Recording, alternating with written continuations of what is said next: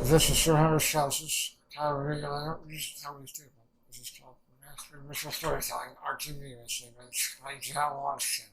And it sucks because they do reactions, and it sucks that they probably didn't do reactions show because it's fucking amazing. She's sort of talking about like her thoughts about the masters and storytelling, I guess. There's not great. That's what stuff in it. So let's just get right into it. So I got synchronize, I think 3, 2, 1, play. If you, like me, have the worst brain rot following the Netflix-written series Arcane, then you've come to the right place. The animated series based on the League of Legends video game by Riot has already become a massive critical success, absolutely shattering the already shaky narrative that there's no good way to adapt a video game series. Arcane isn't just been praised by reviewers either, with a hugely positive reception from audiences too, from both fans of the original game series themselves and an entirely new audience. So just how has Arcane managed this success, sliding its way almost effortlessly through a graveyard of failed video game adaptations? Well, there are many ways you can answer that question. There's so many elements of this show that you could probably spend hours talking about, from the sound design to the slick editing to the incredible vocal performances. However, for the sake of this not turning into an 8-hour video, I'm going to narrow my focus onto one particular element of the series, arguably what it does best. Visual storytelling. Look at that shit with those. In analysing and critiquing media, the importance of the medium, the way in which information and meaning is conveyed to the audience, and by which method, is incredibly important in how that audience interprets that message. For Arcane, the medium is animation, a platform which, when in the right hands, can convey meaning like no other medium is capable of. The show is, for lack of a better term, jaw-dropping.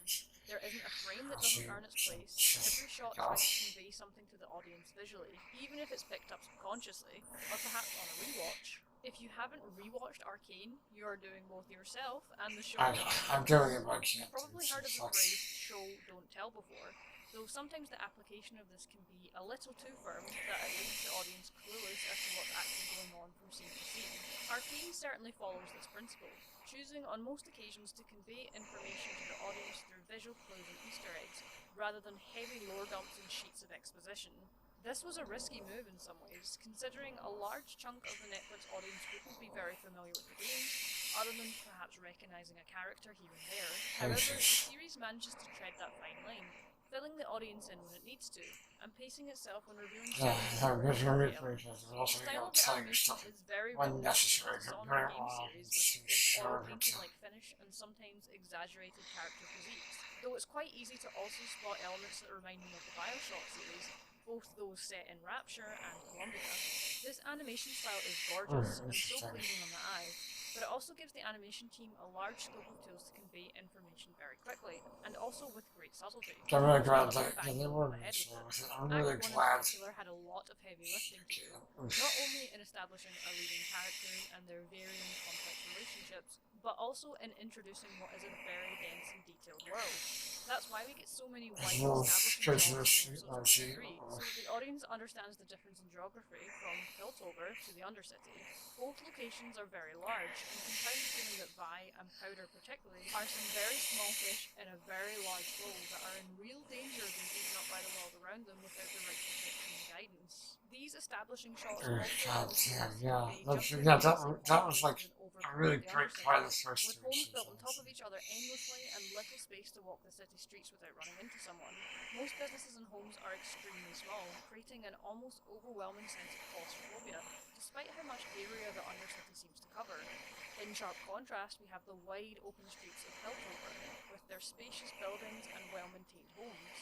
Yet there is also something stifling about this almost clinically clean space too. It's the small attention to detail in these numerous set pieces that I find particularly interesting in revealing key details about our titular characters and their relationships to each other. For example, in Act 1 we see that the last drop, the bar belonging to Vander, has a security system already built in for the protection of the 4 kids under its wing, alerting them to hide if enforcers come to endanger them.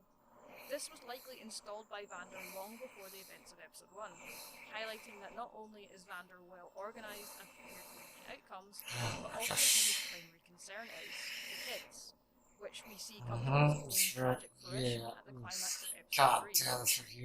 Everything you says the costumes, huh? Beyond the architecture, costumes also convey meaning to the audience. The enforcers in Act 1 are seen donning gas masks as they patrol the Undercity, highlighting the toxic that the air is for those who live there, and yet we don't see very many from the Undercity wearing any kind of protection against this, conveying how many that live there have come to accept this as their normality, their way of life. Silco, easily one of the standout characters of the series, You're not wrong, actually, honestly. Piltover, tailored and smart, though with his own distinctive red and black to distinguish his style. From this alone, we the viewer understand that Silco is a man that means business, intends to be taken seriously, and already sees himself as the leader of the Undercity, deserving of respect. The visual design of Jinx too conveys a great deal of her character to the audience. Her distinctive blue hair from Act 1 is at Rapunzel length after the time skip, probably having never been cut since she was taken in by Silco, the implication that she has never really grown up since that pivotal moment, still retaining childlike behaviours. We are even clued into Victor's physical state subconsciously before we see him coughing and struggling on screen, as is seen at the beginning of Act 2, where he has switched from a walking cane to a crutch. I think you're a great source. I don't think yeah, Marcus. Arcane juggles a lot of different Marcus. narrative arcs, which intertwine and break away from each other at various points, and it does this with ease, something that many pieces of media really struggle with. One of the key visual tools it uses to help push these narratives along, and the audience with it, is the use of foreshadowing. Foreshadowing is again one of those tried and tested story techniques to hint to the audience of an event or an outcome to follow. However, it has been somewhat critiqued to death at this point, as though it's bad writing to reward the audience for picking up on the clues. So it's which is fucking best to give stupid them as those all hell. breadcrumbs and then subvert their expectations, like a hextech hammer to face. Thankfully, the team behind Arcane didn't That's shy away fucking from stupid. rewarding Yeah, the audience for that's a paying stupid attention opinion to and have. those intentional narrative breadcrumbs. Some of which A you story is won't notice a until good it's story when you're like and then just delivering figure out effective, things before they satisfying happen. payoff at the right time. Oh, There are Jinx. many examples of this throughout the Jinx. show, but here are some that have stuck in my mind. Baby. In episode 5, we flashback to a younger Caitlin, somewhere between Act 1 and 2, training to become an enforcer, with an emphasis on how good of a shot she is. What are you shooting for? Later in this same episode, we see Vi seemingly about to die at the hands of Kazika. It's a tense scene, and we, the audience, are just waiting on that gunshot to ring, because the show has already primed us to expect it, but it's no less satisfying when it comes.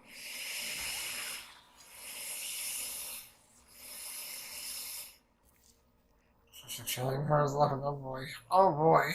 In episode 6, okay. another I mean, although perhaps listen, I love a girl example to beat of my ass. foreshadowing. We flash back again. Yeah, no, to that's just, younger Victor living in that's the just been 7 times he actually. tries and fails Oh, to girl can outpace kick his your own ass. little boat through a series of tunnels.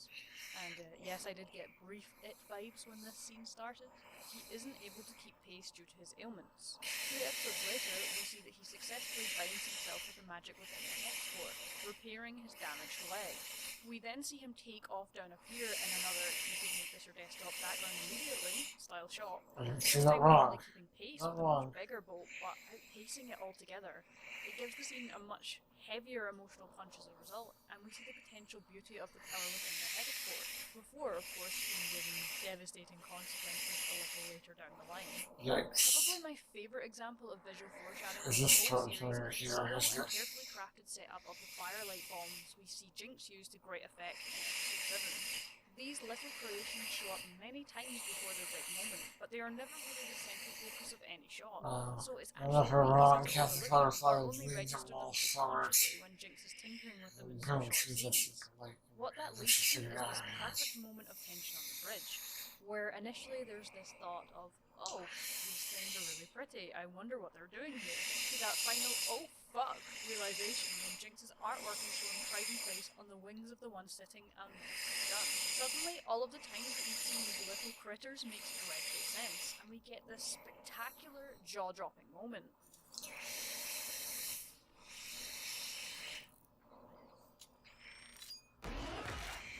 Jesus, Marcus was just fucking big, honestly. Marcus was just shocked as My brain well. implode the first time this Marcus happened, at the was- same time that these guys and gals did a little Marcus- to Battle of Blackwater. Yeah, kind of, not wrong. Marcus. Easily the strongest scene visually in the entire series, which is really actually saying something, is this set piece where we're Yeah, Marcus was just set to tell the story. Who are they? What is their story? What darkness lies in their hearts? A little joke, just a little one. This is actually a nicely done musical cameo, unlike some other shows, and they both create an opening theme that Ouch. absolutely Yikes. slaps. Yikes. Wow. No shot there. Oof. Death. Death. Arcane has so many beautifully Also, executed visual had this as stories well. that it would be near That person impossible to had cover this them as all. well. And there's probably plenty that I Can you tell me missed, something, such please? as the level of visual care present in every aspect of the series. You're not So wrong. I'm just going to Look run at through that a shot few, right but here, do dude. feel free to drop any that I've not mentioned Poor or Hawk, that are dude. living rent-free in your A head in thin, the comments. Hacker thin. Let's start on a particularly light note, shall we? With Powder's death scene. Although this is more of a visual metaphor for the death of who Powder was and who she'll become. This happens after Powder sets up the explosion in the Jesus, warehouse yes, I like Act that. 1, an Yeah, event that fuck will you. dramatically change the lives of everyone involved in it.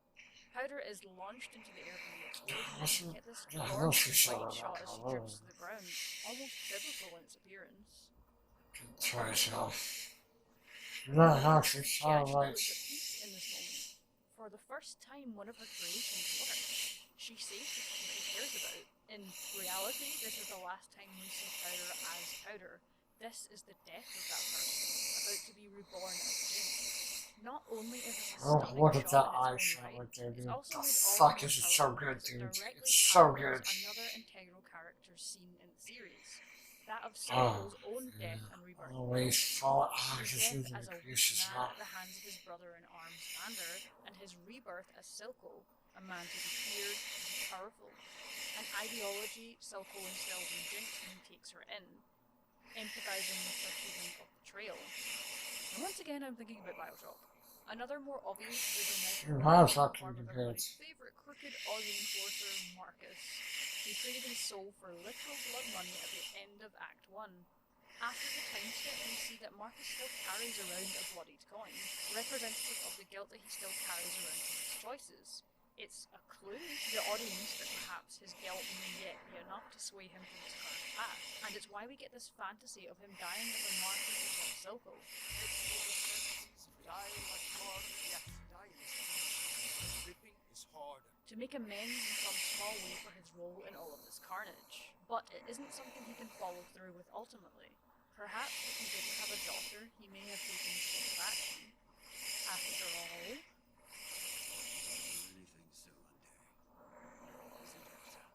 Drawing, yeah.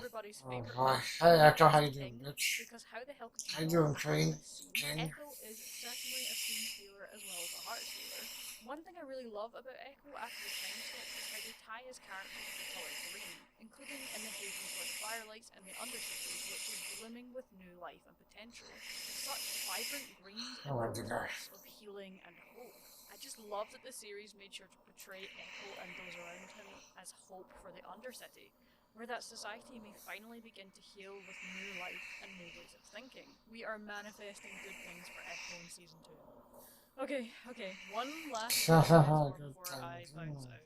I could probably spend a lot of time talking about Vi and Caitlin's relationship and how it develops in the series, like most of the rest of the audience who have already gone absolutely feral over Cultover's finest. Oh boy. Oh boy, oh boy, oh boy.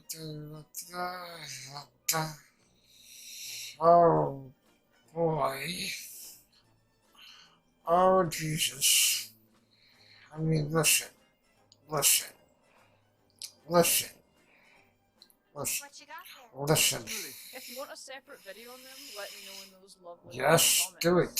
I picked this scene out of the many Fucking do videos it. to choose from. I super It's hard. such an intimately lit scene, taking place after these two have been through, This well, is a lot. definitely representing They've some gone fucking from a relationship romantic of stuff right here. convenience to get what either of them want to one of trust and balance, which is perfectly illustrated in the way that they lie here in this It's definitely getting romantic at some point, opposites who golly. complement each other. I would also like to make a joke about the fact that these two perfectly illustrate that gal pals can seemingly never sit normally. That's the Damn. gay agenda, people. Just never seen normally. Damn, just sucked. Oof, I hope that you enjoyed this little dip into the Arcane series. I haven't done a video final essay about fucking years, scene. so you can probably fully imagine just how much of an impact That final fucking scene, dude, just sucks There me. really aren't enough words to describe just how good this series is, and I'm so happy they were going to get a season 2. Anyways, if you enjoyed this video, please God, like, it's such a subscribe, new and act consider to it. supporting the channel on Patreon. It's not often I find the time to do this type of video, and I didn't really have the time for this one, so I would really appreciate your support.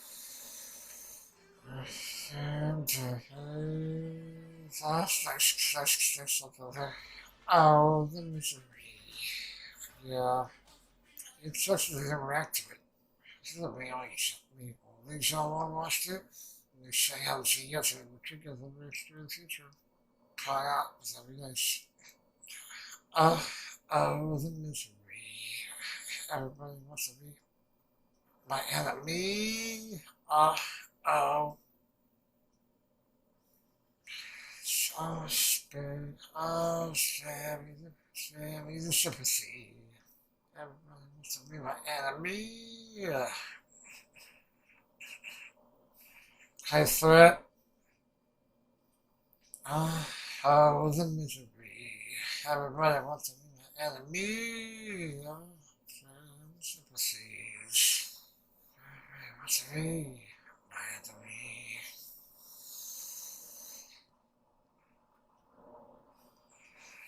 I'm really gonna. I don't know, it's usually a lot worse than I'll figure it out. Oh, the misery.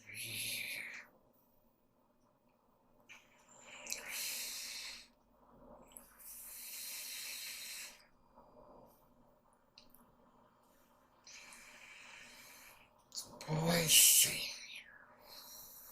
Look who it is. The Boy Savior. Dude, Echo is best boy, dude. What is this motherfucker? Don't tell me he's not best boy. Tell me. Big shades for his now up to the circle. Anyway guys, I feel like that's enough talking about this reaction. I'm gonna end it here probably. Sounds a great video. John Water. It's really impressive to me. I still have much picture of gaming, so see you all later time. At the end of the video, I would just like to thank my current subscribers on YouTube and my Patreon. And my patrons on Patreon. If you enjoyed the video, please like or comment on the video if you would like to.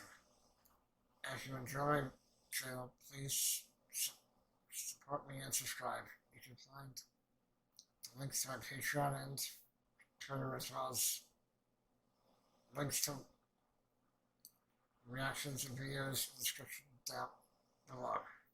If you want to support me on Patreon, please do. There are many rewards you can get, and I appreciate it. And like my favorite anime reviewer would say, sayonara.